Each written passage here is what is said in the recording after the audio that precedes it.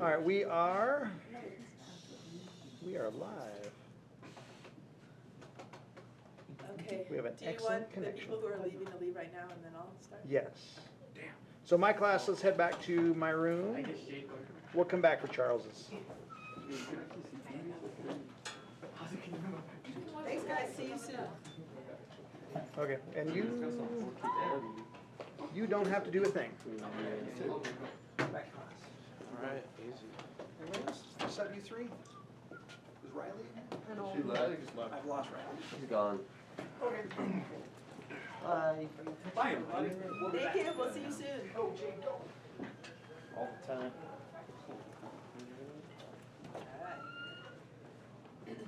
Well, welcome everyone to day 2 of our senior thesis presentations.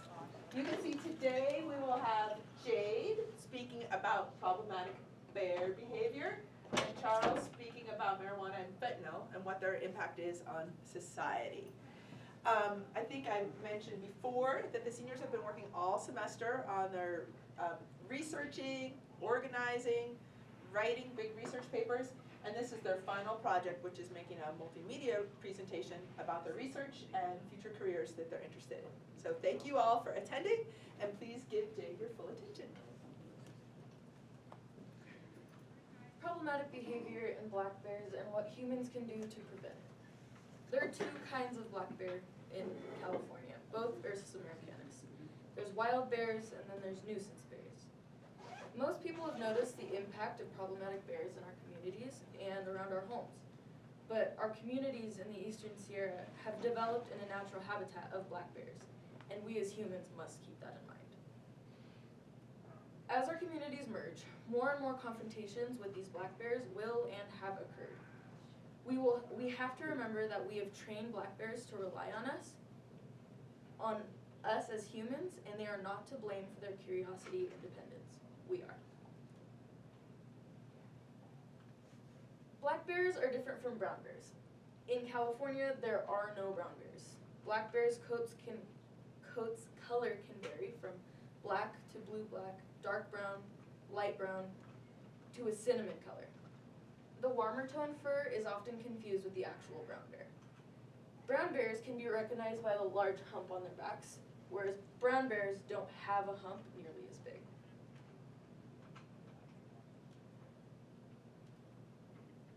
That is a cinnamon-colored brown bear, black bear.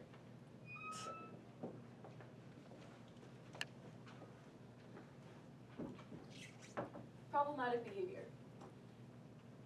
Problematic behavior can span from breaking into cars and homes, and this has become a normal behavior for these black bears.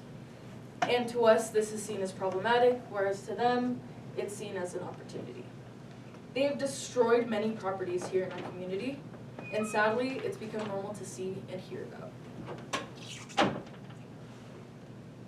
Recognizing an easy meal, like garbage cans, is a problematic behavior. This is when bears begin to rely on us humans because it's a guaranteed food source. Here we can see a bear who has recognized a garbage can as a food source, knocking it over and rummaging through the garbage for food. The photo on the right is a photo of garbage left behind by a bear here at Chevron last year. It's safe to say that we know bears prefer M&Ms over mountains, but it is really, really sad to see bears knowing what human food is and how they can get it. Here's a perfect example of what to do when you encounter a problematic bear. Oh, there he is! Hey! Don't go back to the car! Don't fuck up the Mercedes. Oh. Oh shit! Ah, shit!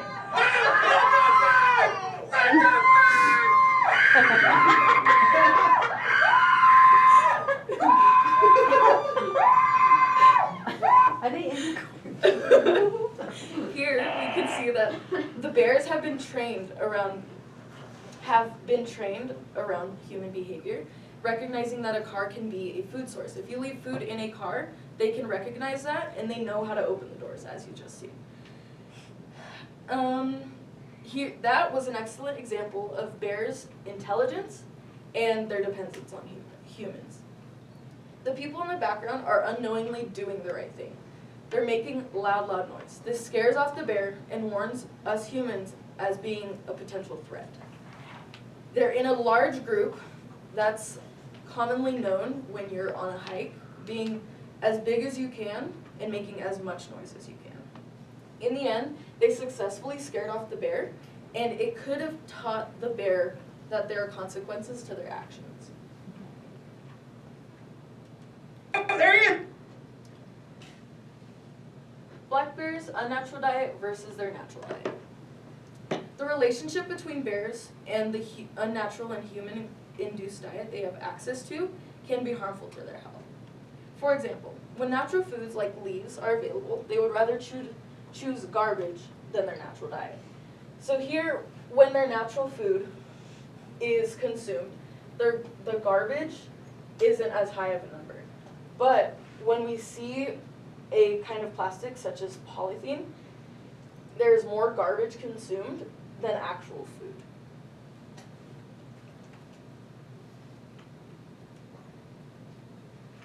Their natural diet. It can span from berries to grubs found in fallen logs, small rodents, weeds, flowers, and at times, other larger game such as deer. Diets can vary depending on what season they're in. Different bears' foods grow at different times of the year, and so depending on what season they're in, it can affect what they're eating in that time period. It can also be affected by what altitude they're at, where their homes are. Here, they tend to eat more garbage because it is in town, but when they're at higher elevation, they tend to depend more on their natural foods. They can also vary depending on what they were taught by their mothers. If there has been a mother bear who is centered here in town, they will definitely teach that baby, that cub, to depend on humans for their food. Intelligence and laziness. Humans and bears make an excellent pair. Humans leave garbage, they're lazy. Bears are opportunistic and take advantage of that human laziness. Their opportunistic behavior can span from picking up dropped food and eating it, to becoming vandals and breaking into people's property for it.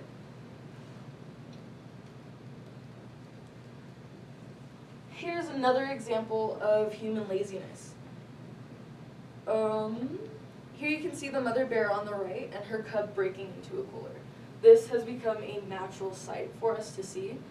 A human has failed to put this in a bear box, which the government and the state provides for us when we are camping. It protects both the humans and the bears. They are able to recognize what a food source looks like again. And in this case, that food source is whatever is inside of that red igloo cooler. Pets. They're similar to human children. They're taught by their parents. They'll pick up on habits from their mothers, and their mothers will teach their young to rely on humans just as the adult bears have relied on us. Staying with their mothers until they're around 1.5 years old, and in that time they're taught simple life facts and hacks, like recognizing humans as a place where a food source can be. These small animals grow at a rapid rate, physically, and their intelligence only grows with them. Precautionary tactics that are in place. Many of us have seen the speeding kills bears. This is an act to protect bears against humans.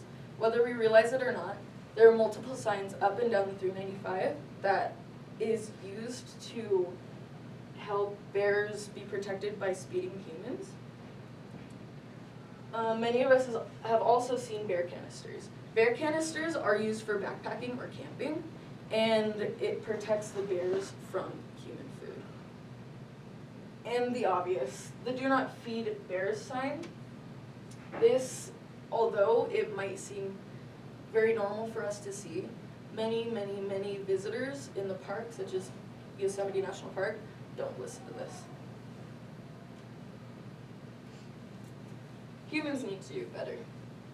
Putting away and being responsible for their garbage, food, and other smelly goods, including chapstick.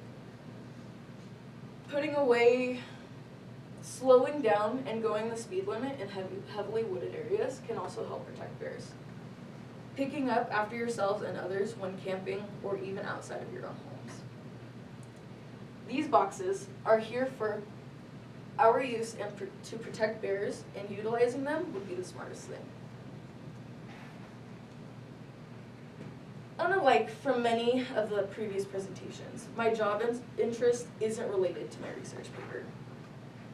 After a gap year of working and gaining new experiences, I plan to attend Saragossa for sonography. This is a practice in which I could use a transabdominal machine to view the organs and internal structures of the human body.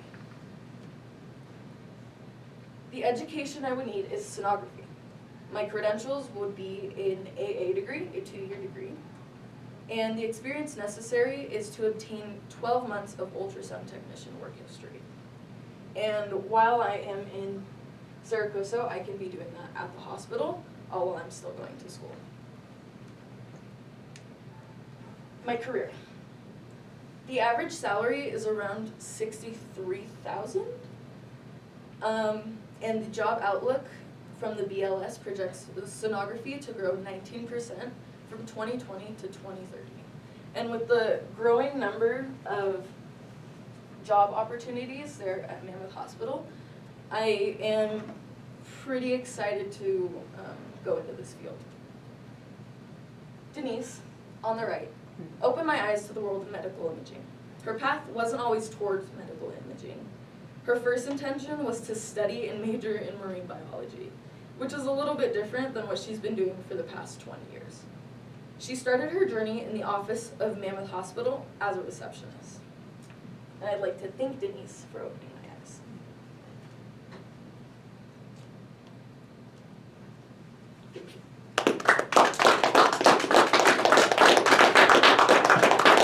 Wait, Jade, before you go, does anyone have a question for Jade? Yeah. Does anyone have a question for me? I have a question. Miss Sealer. How did you choose your topic, Jade? You know, after a bear breaking into Kira's home and in my garage, I thought it would be like kind of fun. Yeah, it just seemed interesting.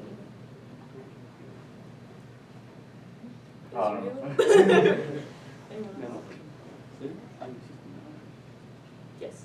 Are you able to work as like a kind of like an ER tech or a tech job while you're going to school? Yeah, so I would be able to be like in the room and gain experience, but it would have to be through a lot of paperwork, and there are certain programs that I would need to qualify for through Saragossa for me to become a sonographer. What made you interested in that career, Jade? You know, I don't really know. I thought it would be really interesting. I'm a baby, so that was pretty fun. But I've always really wanted to help people, but I didn't really know how. So this could be a good opportunity for that. Anyone else?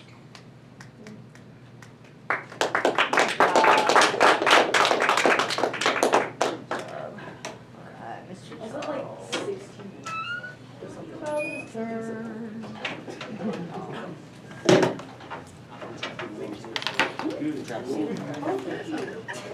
Good.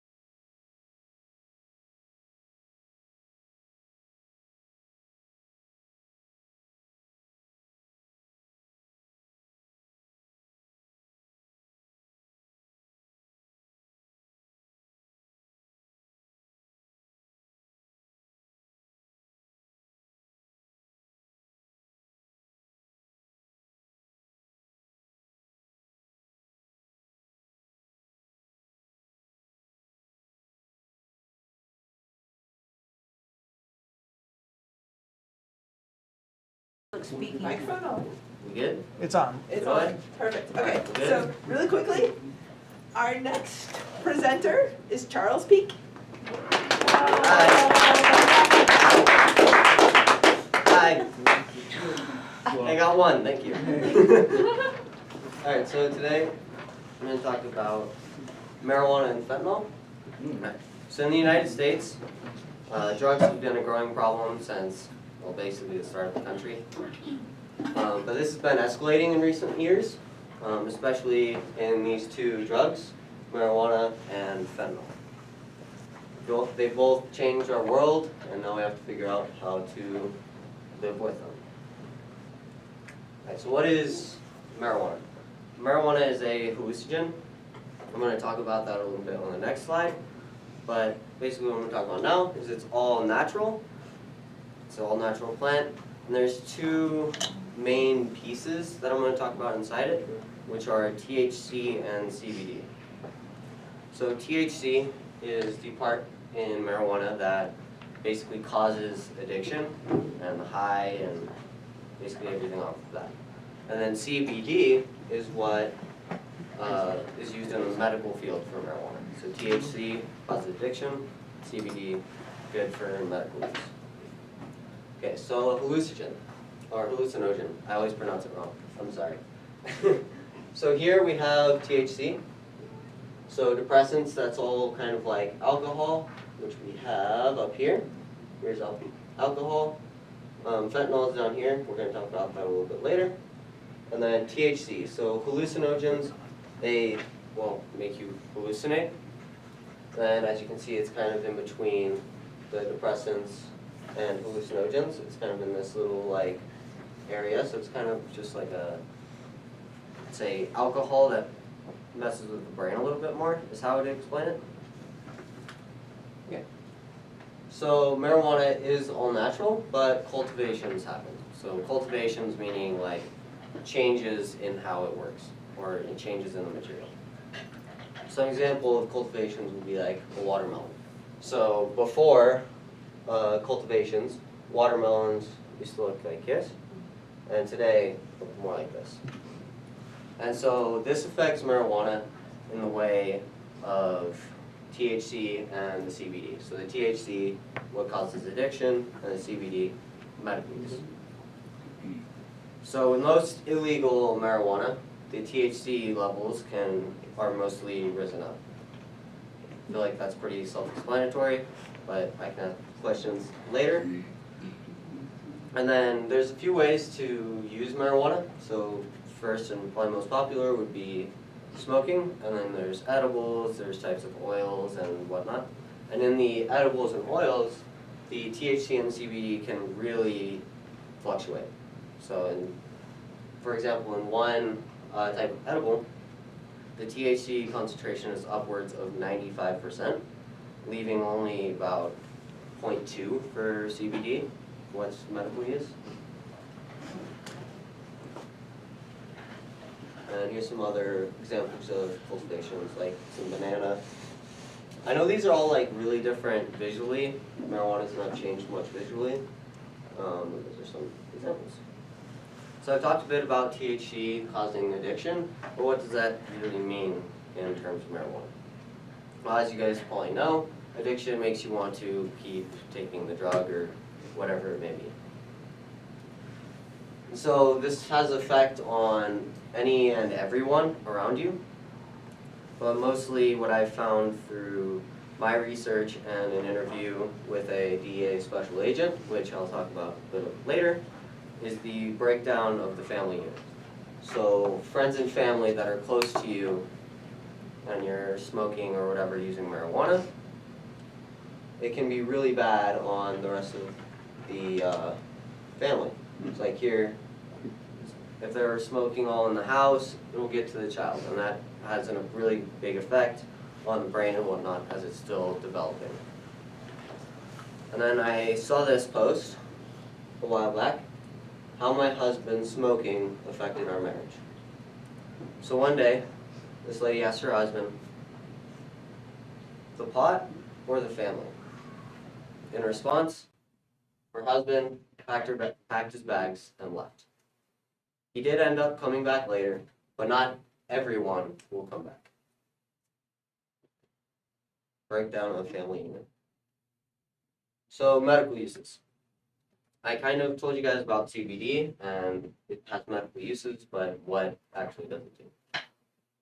So CBD is used to treat pain, nausea, epilepsy, and a few diseases that I'm not going to talk about right now. But basically, main part of this right now that I'm going to mention is that marijuana is replacing opioids in many medications for painkillers. And opioids we're going to talk about earlier, and I'm saying this a lot, but opioids is the main topic up here close, and we'll realize that marijuana, replacing them is going to be very good. Okay, so legalization. I know this is a pretty hot topic right now. I just want to mention beforehand, when I came into this topic, I came in with the mindset that legalizing marijuana would be bad for basically everyone. But my opinion has changed, and here's why. Marijuana, when legalized, is way more difficult to get for anyone underage. So right now, illegal marijuana, I could probably get that pretty easily right now if I were, all of us minors in here could get that much easier than if there were legal regulations on it. Same with like alcohol. Legalizing marijuana would also make it so that there's regulations on the THC and CBD. You actually will know what you're buying. When you go out and buy something recreational, if you want to just smoke it for fun, and you see, oh, there's this much THC, like it's going to be this strong, and I know that. When I buy on the illegal market, I don't buy on the legal market. I don't smoke marijuana. Sorry, I'm just going out saying me for some reason. But if you were to buy on the illegal market, you don't really know what you're getting. It could be super strong or not. And sometimes you buy just not strong stuff, and you take a lot of it to get that right high. And then you take up here the same amount, and it does much more to your body. And there's a lot more benefits in the medical field. As I mentioned, it will be replacing opioids a lot. And yes. So this graph here, or not graph, table, I don't even know what to call this thing. So I had everything up here line up with all my sources. So, except for this top one. So cannabis does not directly cause crime. Cannabis is linked to psychosis. Cannabis does not cause a spike in homelessness. Cannabis is getting stronger, that's the THC, CBD. And legal cannabis is not the end of civilization as we know it. But up here, cannabis is a getaway drug to more powerful intoxicants. So I had numerous sources saying different things on this topic. So with marijuana being, I guess, the step into more, stronger drugs. So most people, they do not go into like methamphetamine or all of these stronger drugs just right off the bat. Most of the time they will go to something safer, such as marijuana first. And the DEA special agent I talked to, he agreed with this, and a couple other my sources. So, as promised, opioids. They, as I mentioned earlier, are used to treat pain. And here's a graph of the emergency department visits by drugs in the US. So alcohol, the only thing I was really surprised, is number 1. And then number 2 is opioids. And we're going to talk about this top one here, which is fentanyl. Again, a quick disclaimer, there's going to be a video on this next slide. It can be, I can't think of words right now, I'm sorry. Can be disturbing to some viewers, so if you would like, you can step out or click off the video for a little bit. Give time for anyone to do that. No? Okay, here we go. First, the accidental causes for death as of 2019, opioid overdose is number 1. And this is before fake pills and whatnot that I will talk about a little bit later. I keep saying that. I'm sorry, guys. And here's the video. It was our first radio call of the day, and really this bad was call. Deputy Five Eyes' radio call. He found a white substance that he suspected was drugs. Yeah, it's a powder. Cocaine or fentanyl. It tested positive for fentanyl. That stuff's no joke, it's super dangerous. I was like, hey dude, too close. You can't get that close to it. A couple seconds later, he took some steps back and he collapsed. I ran over to him and I grabbed him and he was ODing. And I went to my trunk, grabbed the Narcan, came down to him, grabbed him, and I did one nasal spray in one nostril, opened the other one, another nasal spray in the other one. I remember just not feeling right, and then I fall back, and I don't remember anything after that. Just breathe, buddy. Trying to get him to focus on just breathing, and because that fentanyl, you can't breathe. It was in an instant. It's as though my lungs just locked up. I couldn't breathe. I was trying to gasp for breath, but I couldn't breathe at all. Are you okay? Talk to me. Oh, no. Don't be sorry. You're okay. Don't be sorry. There's nothing to be sorry about. I got you, okay? I'm not gonna let you die. I'm not gonna let you die. I did not can. I got you. I'm trying to not let him go. I wanted him to know he wasn't alone. It's an invisible killer. He would have died in that parking lot if he was alone. Fire department got there, put him on the gurney, his eyes rolled back in his head, and he started to OD again. And he was ODing the whole way to the hospital. I don't think people realize the severity of just how deadly it really is. I'm Deputy David Five-Eye, and I almost died of fentanyl overdose.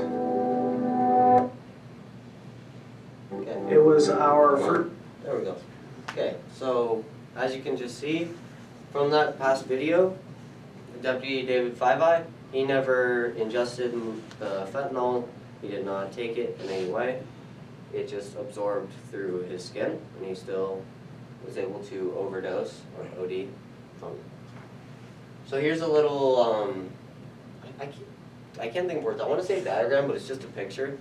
But we're going to go with diagram because it sounds fancier, of the lethal amounts of different opioids. So I believe most people know of heroin as one of the more dangerous drugs and whatnot. That is about how much for a lethal dose. And then here's fentanyl. You can barely tell what it is. And then a strain off of fentanyl, carfentanil, which is even less.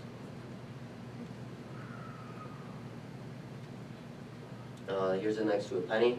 This is fentanyl there. Very hard to spot. Just on a table or anything, and it's wild.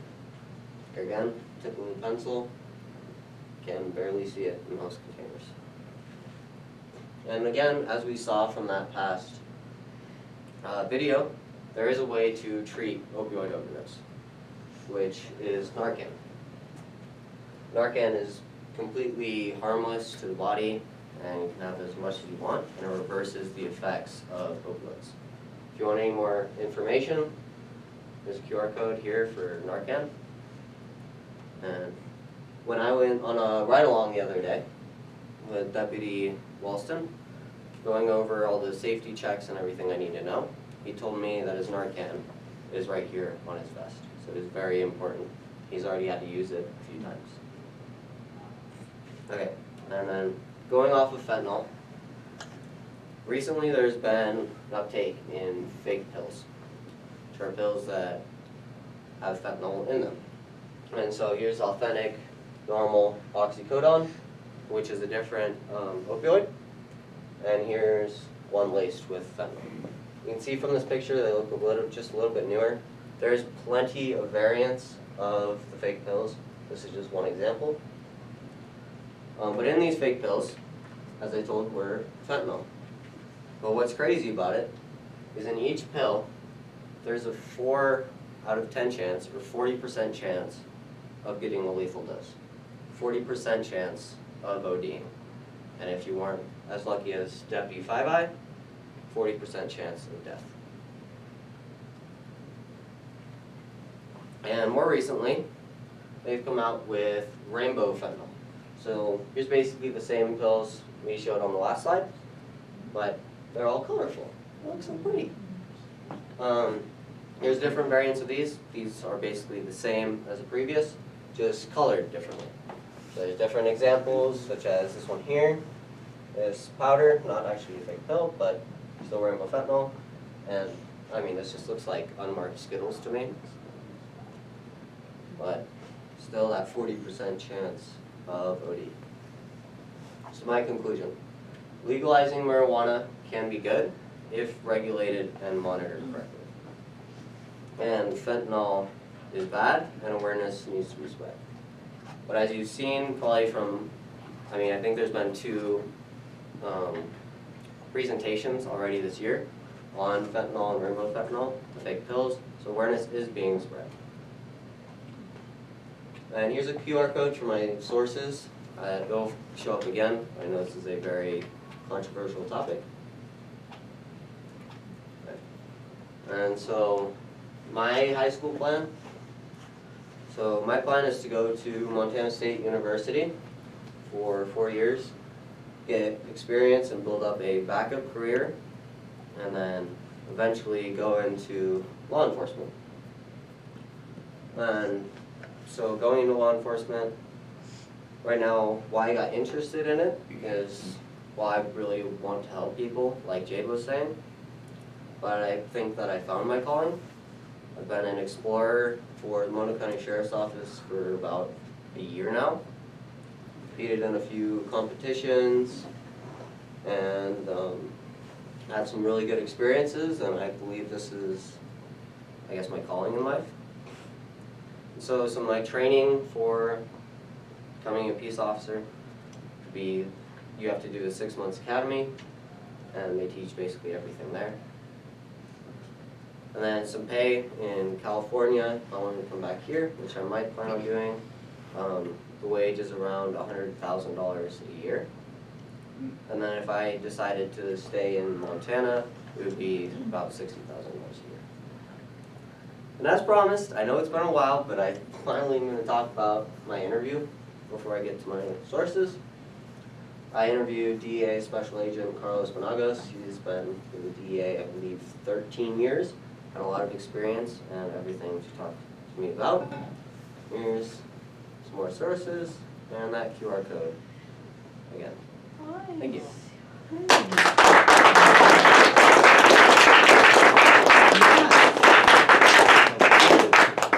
there any questions for me? Tara? So that 40% chance of overdose, is that only on opioids bought on the black market? Like not ones currently, that fentanyl is mostly produced on the black market legally. There is some medical uses for it, which I was really surprised about. But there's some people after a surgery or whatnot before they die, some will get fentanyl as their pain reliever. But all the fake pills, I wouldn't say all, but generally for the fake pills, it's 4 out of 10. But it's not like ending up in legal opioids, like from For the most part, no. There could be, but no. Okay. No. No is Very my comforting. answer. Sorry. No. Yeah. No. It's scary. Yes. Any other questions for me? Kira again? Well, like, why were you interested specifically in these 2 drugs or drugs in general? So these 2 drugs, we had a meeting once for explorers where we talked a little bit about fentanyl. Actually saw that same video, and we ended up getting a gram sugar pack, which is generally, I think it's a gram, right? Is that the right measurement? Or an ounce? Something like that. Gram? Okay. sugar, and we ended up finding out to where a lethal dose of fentanyl would be, and it was very, I guess, mind-boggling. As you guys saw, it was really, really small. And then for marijuana, I just know too many people who smoke marijuana and whatnot, and just very curious on it. So, and like I said, I was going in with the mindset of legalizing marijuana is bad, and I'm glad I learned about that. Any other questions? Ms. Taylor? Charles, I have a question. You had a lot of opportunities to learn about this topic, so your sources were really varied. Can you share with some people in this room some of the different sources that you were able to use for this research? Okay, so some of the different sources, actually, when I was doing and researching for this project, a lot of family members and friends would give me articles and whatnot on recent articles on different drugs, specifically fentanyl. I remember in like early October, my mom gave me one article from Yahoo. It's not on this page, I don't think. Anyway, it was all about this person coming into LAX with a ton of rainbow fentanyl, just inside of like candy bags. There was like Whoppers and Skittles and stuff. And then I got some from government sources, so Bureau of Justice Statistics, the DEA, Office of Cannabis Management, Narcan, that SG County, San Diego County video, yeah. Kind of all over the place, and some personal experience from the Explorers program, and when I went to Boise State, where is it, right here? When I went to Boise State, I also learned quite a bit on the subject. Anything else? When that officer OD, did he just touch the baggie of fentanyl, or did he actually touch the real stuff? I'm not sure I was just if wondering. he actually touched it or not. No. From what it sounded like in the video, he said you can't get that close to it, so I'm assuming he didn't touch it, and it was just like blowing or something. Wow. But yes, I'm not 100% sure. Is that all? Alright, thank you guys.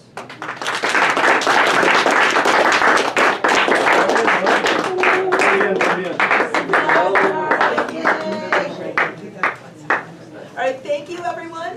You can see tomorrow's presentations will be Asha on industrial agriculture at 1:30, and Kira looking into conventional medicine and alternatives at 1:55. Thanks all for coming. I did get to be the Wheel of Fortune lady at the end. Yeah.